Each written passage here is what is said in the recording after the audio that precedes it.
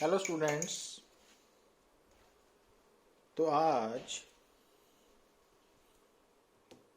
Class +2 unit number 2 current electricity के lecture number 17 में हम कुछ प्रॉब्लम्स के बारे में डिस्कस करेंगे।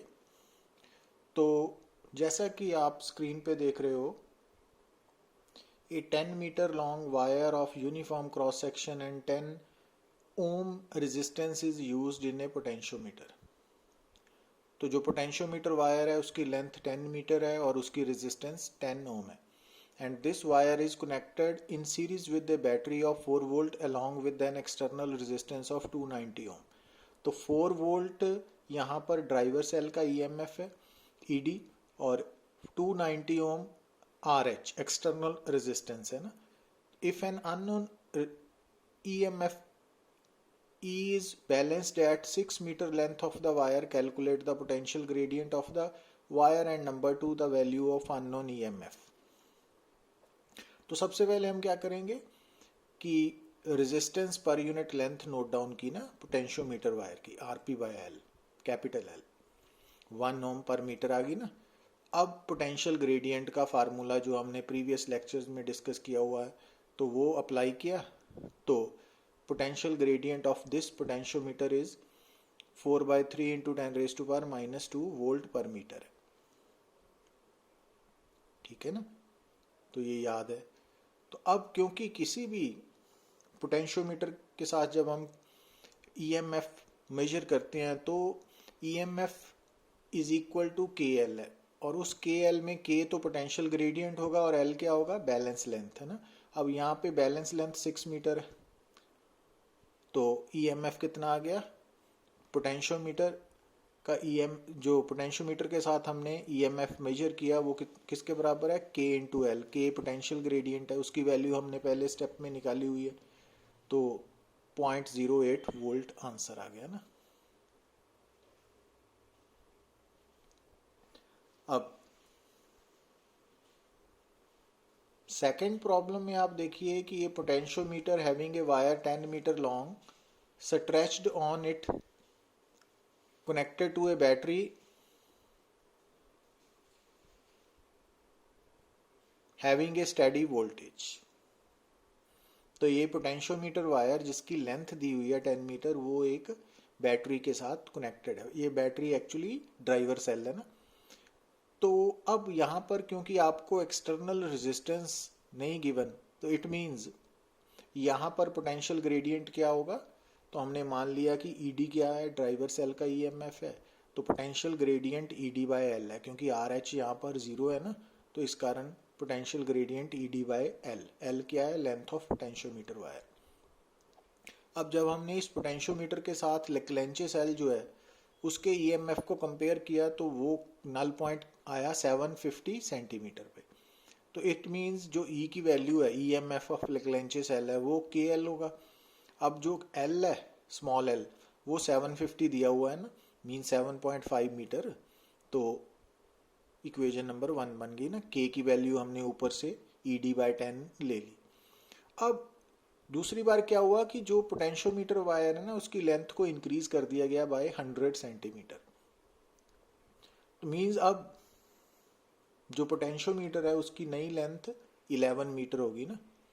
तो अब उसका पोटेंशियल ग्रेडियंट भी बदल गया ना। अब उसका पोटेंशियल ग्रेडियंट के डैश क्या हो गया, ED by L dash, means ED by 11, जो पहले ईडी बाय 10 था ना।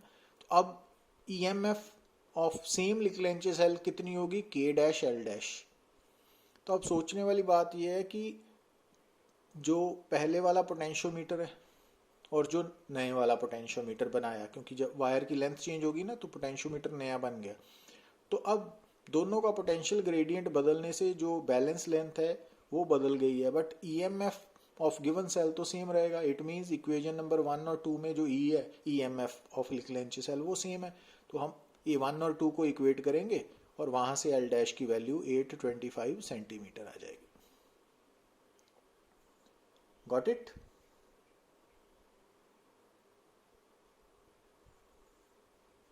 अब थर्ड में देखिए आप, in an experiment with a potentiometer to measure the internal resistance of a cell when the cell in the secondary circuit is shunted by 5 ohm, the null point is at 220 centimetre. अब यहाँ पे सोचने वाली बात ये है कि जो सेल है ना इन द सेकेंडरी सर्किट क्या होता है, तो जहाँ ड्राइवर सेल लगा हुआ है वो सर्किट एक्सिलरी सर्किट है ना, तो दूसरा पार्ट जो है तो वो सेकेंडरी सर्किट है। वहाँ पर जो सेल है उसको जब हमने शंट किया, तो जब आप किसी भी बैटरी या सेल को शंट करते हो ना, मींस उसके पैरेलल कोई रेजिस्टेंस कनेक्ट करते हो, एक्सटर्नल रेजिस्टेंस, तो वो जो सेल है तो वो उसका ईएमएफ नहीं, टर्मिनल वोल्टेज मेजर होती है। तो अब यहाँ पर हमने finally internal resistance of the cell निकालनी है। तो इंटरनल रेजिस्टेंस का फार्मूला आपको पता ही है कि small r is equal to capital R into EMF over terminal voltage minus 1, equation number 1। अब यहाँ पर जो पहला पार्ट है ना उसमें सेल को शंट किया with 5 ohm, means R capital R की वैल्यू 5 ओम है, और टर्मिनल वोल्टेज क्या होगी, तो उसके लिए जो बैलेंस लेंथ आई है ना वो 220 सेंटीमीटर है। इट मीन्स VT की वैल्यू पहले पार्ट में KL है और L की वैल्यू 220 सेंटीमीटर होने के कारण ये हमारी इक्वेशन बन गई ना। अब VT की वैल्यू और R की वैल्यू इक्वेशन 1 में सब्स्टिट्यूट की तो ये इक्वेशन नंबर 2 बन गई। अब वही सेल है पर उसको अब शंट किया 20 ओम से और अब नल पॉइंट आया 300 सेंटीमीटर पे। तो इक्वेशन नंबर 1 में आप अब कैपिटल R कितना लोगे 20 ओम और VT कितना आएगा KL और L कितना लेंगे 300 सेंटीमीटर। तो इक्वेशन नंबर 1 3 में कन्वर्ट होगी। अब यहाँ से आप इक्वेशन 2 और 3 को सॉल्व करके स्मॉल r की वैल्यू निकाल सकते हो। क्या करना है आपने, इक्वेशन नंबर 2 से ना आप E/K की वैल्यू निकाल लो। जैसे यहाँ निकाली ना हमने E/K की वैल्यू, तो उसको आप इक्वेशन नंबर 3 में सब्स्टिट्यूट कर दो और उसको सॉल्व करके आप स्मॉल r की वैल्यू निकाल लोगे। और स्मॉल r की वैल्यू सॉल्व करने पर कितनी आई 2.76 ओम। Got it. अब प्रॉब्लम 4 में देखिए आप, determine the potentials of points A and B as shown in figure with respect to earth. अब यहाँ पे आपको एक सर्किट नजर आ रहा है ना, तो जो C पॉइंट है वो ग्राउंडेड है, ये अर्थिंग का सिंबल है ना, तो इट मीन्स जो C का पोटेंशियल है ना वो 0 वोल्ट होगा। Got it. अब यहाँ पर आप ध्यान से देखिए ये जो सर्किट है ना इसमें ये सिंगल पाथ सर्किट है, तो इट मीन्स इसमें जो जितनी भी रेजिस्टेंसेज हैं वो सब इन सीरीज कनेक्टेड है। तो अब टोटल रेजिस्टेंस क्या होगी इसकी 1 + 2 + 3 और टोटल EMF 6 वोल्ट है, तो इस सर्किट का करंट कितना हो गया 1 एम्पियर। ठीक। अब हमने A का पोटेंशियल भी निकालना है, B का भी। अब हम A और C को सिलेक्ट करते हैं ना। पहले जब हमने A और C को सिलेक्ट किया तो A और C के बीच में आप नोट कर रहे हो सिर्फ एक रेजिस्टर है जिसकी रेजिस्टेंस 2 ओम है ना, और करंट की डायरेक्शन के अकॉर्डिंगली ये हाई पोटेंशियल एंड है, ये लो पोटेंशियल एंड है। अब A पॉइंट का पोटेंशियल हमने मान लिया VA और C पॉइंट का पोटेंशियल 0 है क्योंकि ग्राउंडेड है ना, तो VC 0 है। तो अब जब आप यहाँ से ओपन लूप में आप किरचॉफ सेकंड लॉ अप्लाई करोगे, जो हमने पीछे लेक्चर्स में सीखा है अप्लाई करना, तो सबसे पहले आप A पॉइंट का पोटेंशियल लिखोगे, लिखा, प्लस फिर आप रेजिस्टेंस के क्रॉस पोटेंशियल डिफरेंस लिखोगे R × I। अब I की वैल्यू 1 है, R की वैल्यू 2 है, और जब हम A से C की तरफ जा रहे हैं तो फॉल हो रहा है ना, तो इस कारण -2I इज इक्वल टू, और फाइनल का पोटेंशियल है ना, अब C 0 है VC, तो अब VA की वैल्यू 2 वोल्ट आ गई ना यहाँ से।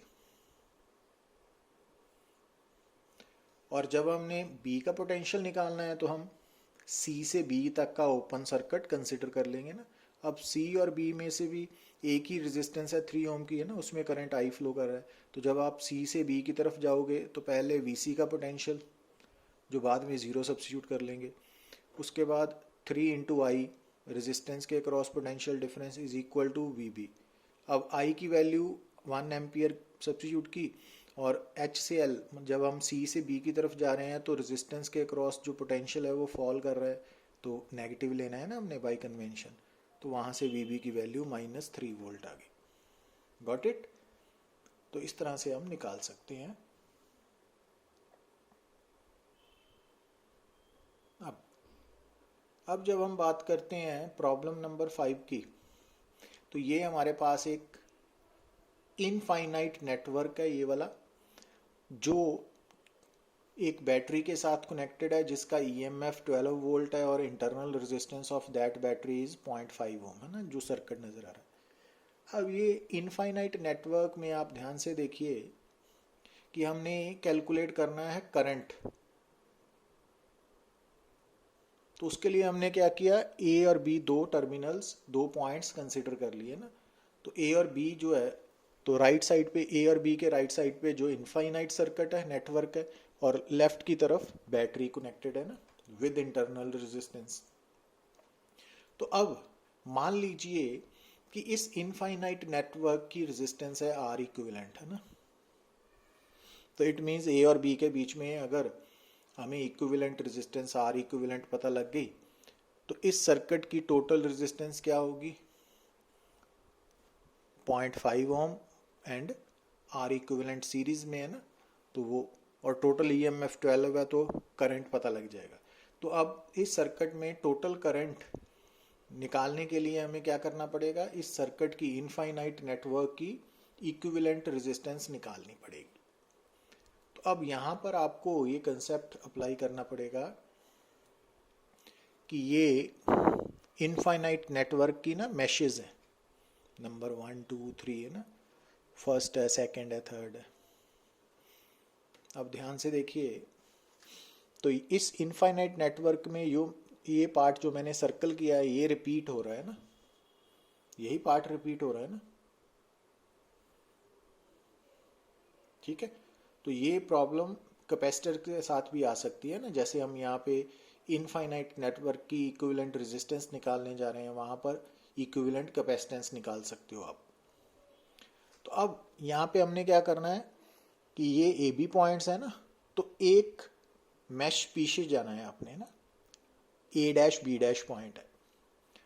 अब ए और बी पॉइंट्स के पीछे कुल कितनी मैशेज हैं, इनफाइनाइट, ठीक है। और ए डैश बी डैश के पीछे कितनी मैशेज हैं, वो भी इनफाइनाइट ही हैं, क्योंकि अगर इन्फिनिटी से एक कम भी हो जाए तो भी इन्फिनिटी रहेगी। तो इसका मतलब है कि ए और बी के बीच में जितनी इक्विवेलेंट रेजिस्टेंस है, उतनी ही ए डैश बी डैश के बीच में इक्विवेलेंट रेजिस्टेंस रहेगी, है ना, समझे ना आप। तो it means A dash B dash के बीच में इक्विवेलेंट रेजिस्टेंस क्या है, आर इक्विवेलेंट, है ना। अब ए डैश बी डैश के आगे ये मैश कनेक्टेड है, तो ये वाली मैश हमने ए डैश बी डैश के आगे कनेक्ट कर दी। तो अब ए बी के बीच में भी इक्विवेलेंट रेजिस्टेंस आर इक्विवेलेंट ही है ना, तो ये सर्किट बन गया। अब ये दोनों पैरेलल में है, ये दोनों पैरेलल में है ना, तो इनकी जगह पे ये आ गया ना, R1 R2 over R1 plus R2। तो अब ये और ये तीनों सीरीज में है। अब ये तीनों सीरीज में है, R this one plus this one, so 2R plus this one, है ना। इट मीन्स ए और बी के बीच में इक्विवेलेंट रेजिस्टेंस इतनी आ गई, पर वो तो आर इक्विवेलेंट के इक्वल है। इट मीन्स ये वाली जो टोटल रेजिस्टेंस है वो इसके बराबर है ना। अब यहां से आपने क्वाड्रेटिक इक्वेशन बन गई। अब कैपिटल आर की वैल्यू आपकी इस प्रॉब्लम में कितनी गिवन है, 1 ओम, तो वो हमने यहाँ आर 1 ओम ले लिया ना। तो ये क्वाड्रेटिक इक्वेशन है। अब इसको आप जब सॉल्व करोगे तो ये 1 प्लस माइनस √3 आंसर आएगा ना। पर अब जब आप यहाँ पे माइनस कंसिडर करोगे तो आर इक्विवेलेंट नेगेटिव आएगी, तो अब रेजिस्टेंस नेगेटिव नहीं ना हो सकती। इट मीन्स जो आर इक्विवेलेंट का एक ही आंसर होगा, 1 प्लस √3। तो अगर आप इस आर इक्विवेलेंट को दोबारा इक्वेशन नंबर 1 में सब्स्टिट्यूट करते हो तो वहां से करंट आ जाएगा। तो इस न्यूमेरिकल में आपको जो सबसे इंपॉर्टेंट है कि इनफाइनाइट नेटवर्क की आपने इक्विवेलेंट रेजिस्टेंस कैसे निकालनी है ना। तो ये समझना पड़ेगा। Thank you very much.